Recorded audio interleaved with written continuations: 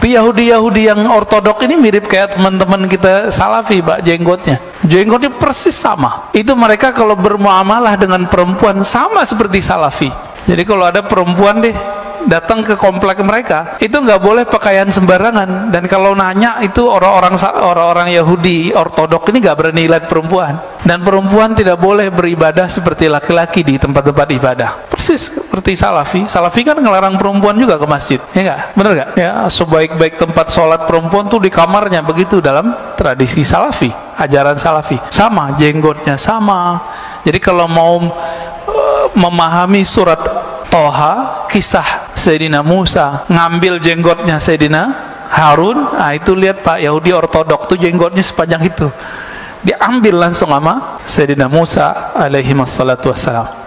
Adapun perkataan yang mengatakan bahwa orang yang berjenggot panjang, semoga tidak ini yang dimaksudkan, semoga tidak ini perkataan, mungkin ada redaksi saya tidak dengar langsung. Ada yang mengatakan mirip dengan orang Yahudi ortodoks. Ya, ini maklum dari hadisan yang kadzab memang. Ya, dustanya tidak sekali ini, sudah terlalu banyak dustanya. Maka nasihat yang perlu kita sampaikan, kalau belajar ngajarkan ilmu, hindari berdusta. Tidak perlu memfitnah. Antum sampaikan dalil, bahkan dalih sekalipun, sampaikan dalil tanpa memfitnah orang lain. Karena orang yang suka memfitnah, hablul kadhibi qasir, tali dusta itu pendek, tidak kuat mengikat, nanti terlepas dia. Maka nasihat saya kepada siapapun dai yang tak sepakat sekalipun, tolong berdakwahlah dengan ilmu, kemudian buktikan dengan amal. Jangan kita berkoar-koar kita ahlus sunnah yang sesungguhnya, tapi sunnah kita belakangi. Jangan kita katakan kita pengikut salaf yang asli, yang lain salaf misalnya,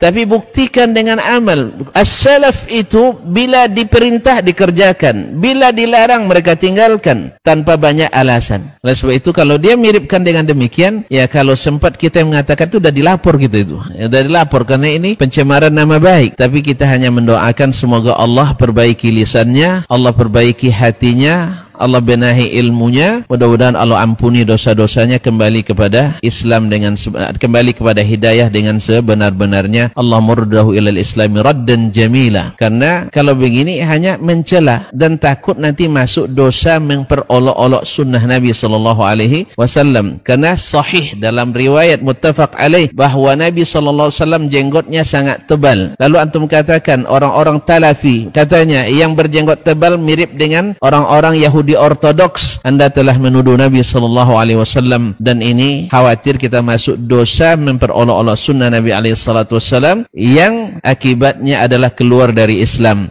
Oleh sebab itu semoga Allah kembalikan lisannya menjadi lisan yang shadiq, hatinya menjadi hati yang mukmin, dan matanya jangan selalu berkhianat, pura-pura memuji tetapi melambung ke atas lalu dihentakkan ke bawah. Dari mukaddimahnya sering baguslah, masya Allah, kita tidak membenci, tapi di dalamnya disuntik dengan racun arsenik yang mati pasti walaupun pelan dan tidak diketahui. Semoga Allah SWT berikan hidayah kepada siapapun yang mengatakan ini, karena dustanya sudah terlalu banyak disebarkan di media sampai mengatakan siapa yang pelajari tauhid buku Syekh Muhammad Saleh Al-Fauzan nanti akan menciptakan zombie-zombie yang siap mengisap darah kaum muslimin. Ini fitnah, auzubillah. Ini fitnah, auzubillah. Fitnah, auzubillah. Tadi kita sudah katakan berapa banyak sekolah kita yang mengajarkan itu, alhamdulillah tak ada zombie. Dan siapa yang naik dan umroh dan haji ke Makkah dan Madinah, alhamdulillah tak ada yang hilang akalnya karena stres melihat zombie-zombie yang berjalan di sana. Allah musta'an. Tapi subhanallah masih banyak juga yang supporternya, banyak juga followersnya, banyak juga subscribersnya. Semoga Allah SWT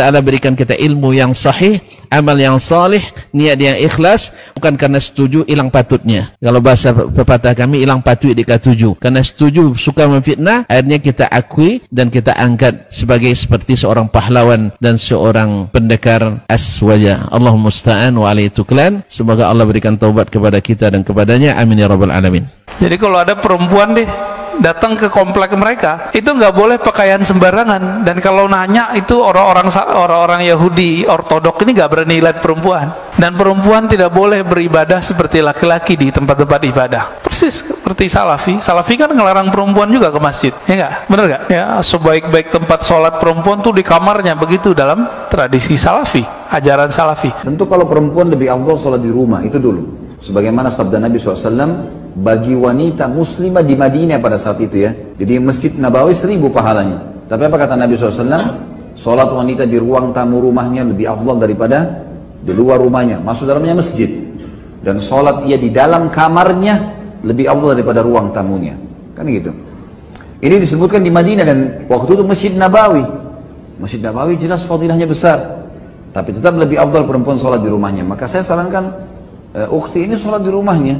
Rasul sallallahu alaihi wasallam mengatakan salatul mar'ati fi baitiha khairun min salatiha fi masjidi qaumiha. Salatnya seorang perempuan itu di rumahnya lebih baik daripada salat dia di masjid kampungnya. Ini Nabi alaihi salatu wasallam bersabda di Madinah. Kan di Madinah itu ada beberapa masjid di kampung. Kayak ada Masjid Quba ya, ada Masjid Bani Salim yang jadi masjid kiblaten tuh.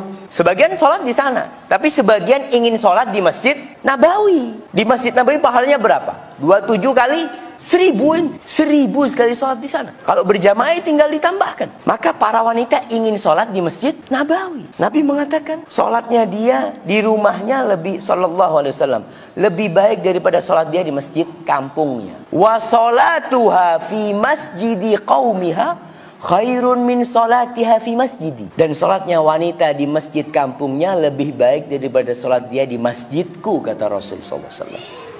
Jadi kalau dikatakan sholatnya wanita di rumah 27 bukan 27. Lebih baik dari 27. Kalau dia di masjid dapat berapa?